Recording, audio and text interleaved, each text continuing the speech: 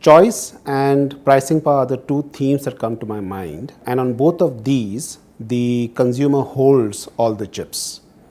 Talking about choice, about a decade ago, India had roughly around 300 channels, and today the number is close to 900.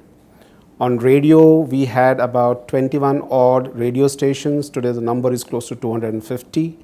We had 25,000 registered and unregistered newspapers and periodicals. Today that number is well over 90,000. And if you look at the multiplexes which have boomed over the last decade, you get a sense in terms of the choices which are available to the consumer. Not only that, look at the technology front. Smartphones, smart TVs, set-top boxes, broadband penetration, internet access, all of this has put a tremendous amount of choice in the hands of the consumers. On the other hand, what has also happened is that simultaneously there hasn't been an increase in the pricing power as far as the media players are concerned. This is also partly a result of the fact that free media and free sharing is taking a lot of play in terms of how consumers are consuming data and content. If you look at the Western world, and we are not there as yet in respect of reaching that level of technology and the advancement, but we are slowly getting onto that space where consumers will be able to choose what they want to view, where they want to view it, on which device, and at a time of their setting. So overall, I believe that the consumers in India are enjoying a purple patch largely on account of the fact in terms of the options that they have as far as data consumption is concerned, and also that the pricing has not increased to any significant level over the last decade.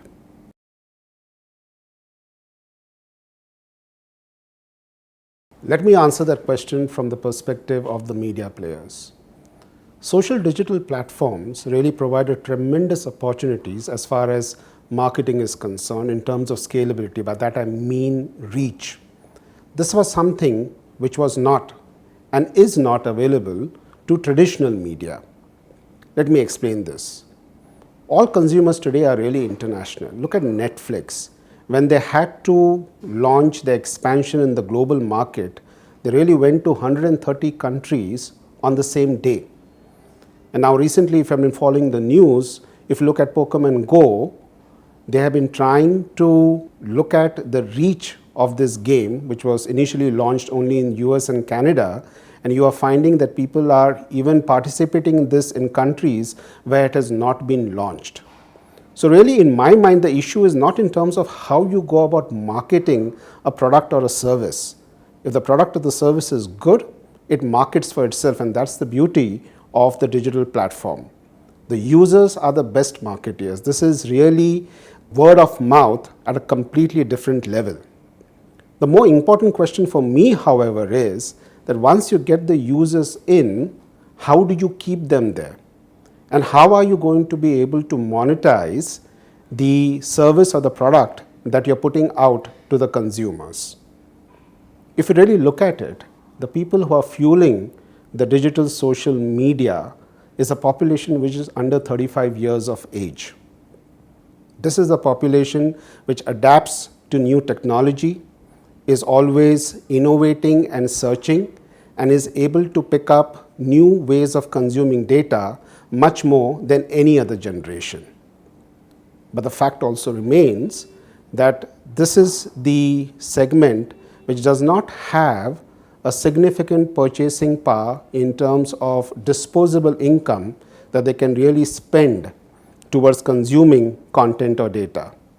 More importantly, their attention is fickle and they easily move on to the next big wave which is coming in. So the real struggle, if I was a media company, is not to get a unique proposition out there. That is a must. But what do I do beyond that? How do I hold on to the consumers? And more importantly, how do I get them to pay?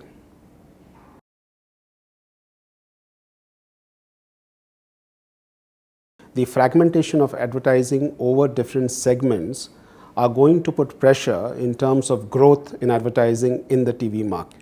Admittedly, if you look at the more mature markets, linear television still garners the maximum share of the television pie as far as the television spend is concerned.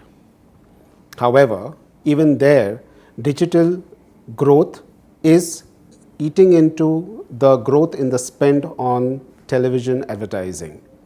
Just what television did to print, we're expecting that digital will do to television. When you look at India, however, given the fact that we're expecting a growth in the TV households, we're expecting growth in cable and satellite television, still we feel bullish in terms of the overall growth on advertising that TV will be able to corner over the next 4 to 5 years. However, with the proliferation of channels and the growth in the number of channels is going to be interesting in terms of which particular player gets a greater share of that pie going forward. Advertisers and advertising agencies are coming under increasing pressure to ensure that television spend is well spent, which means that advertising effectiveness measurement is coming into larger and larger play as never before. This requires that TV channel owners should be able to provide data not only in respect of the number of consumers that are viewing that channel, but more importantly, the profile of the consumers. Advertisers want to be able to target the right consumer with the right advertising to make it most effective. In all of this, the global truth still remains. Things like tentpole sports properties will attract good advertising. Live news events will attract good advertising. So those elements will not go away. But for the rest of it, greater data analytics to get the right side of information and data in front of the advertisers is going to play an important part in deciding in terms of how the spend, even if it has to grow in the Indian TV segment, is rightfully spent.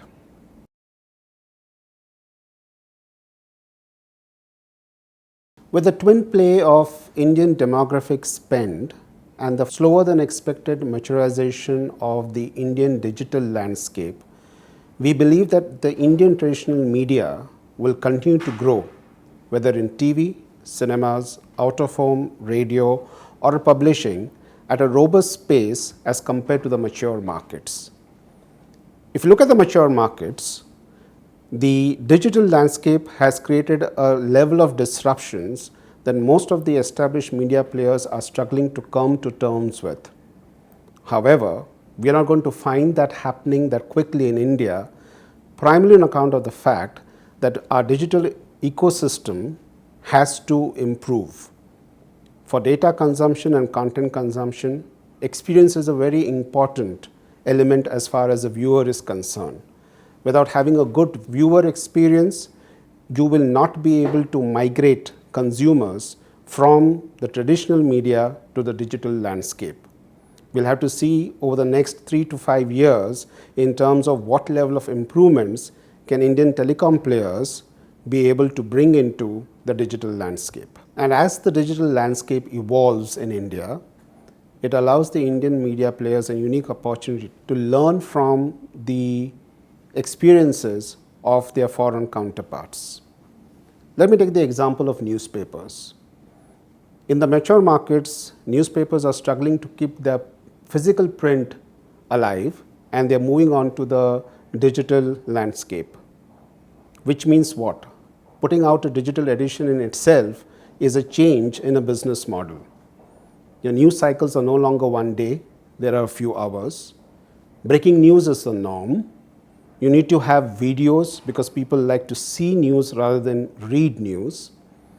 All this means that you have to reskill the people that you have, or you need to hire new people. Analysis is getting thinner, and therefore there is lesser need for opinion on a digital page. But the more important thing in all of this is that when people migrate from a physical newspaper to a digital edition, how do you get them to pay? Especially in the context of the fact that there are aggregators out there who are giving news free to consumers. You try to bring about a distinction in terms of what your offerings would be, but in the news landscape, that is far more difficult to carry out. More importantly, if you're trying a revenue model which is based on advertising, you have to deal with a technology which consumers are adopting to really block ads. So in all this concept, the struggles that the foreign media players are going through is something worthwhile that the Indian newspaper publishing houses can look at and learn from.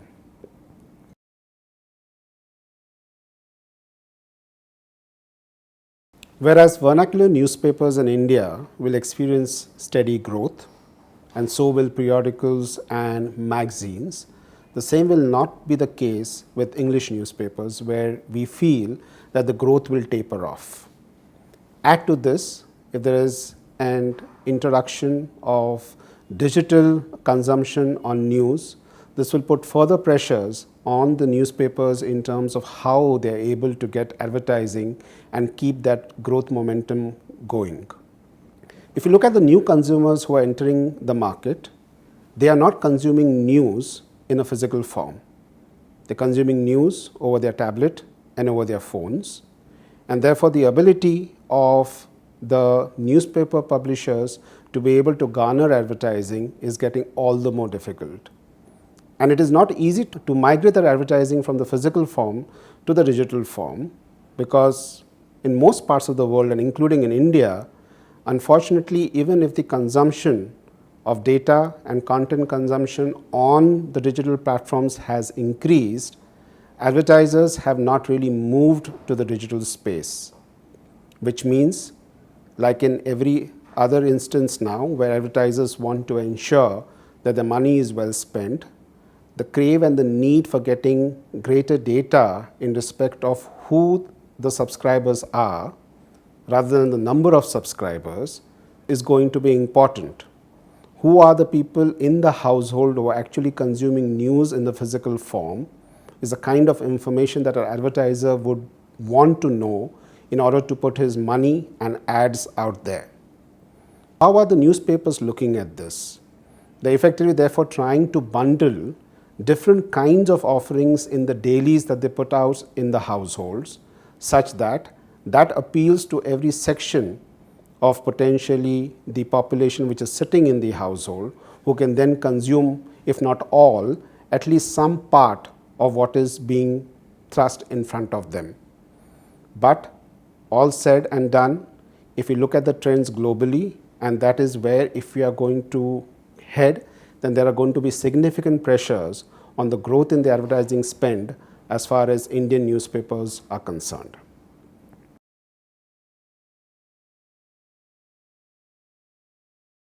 At the end of 2015, we estimated the total advertising spend on internet to be roughly around $500 million.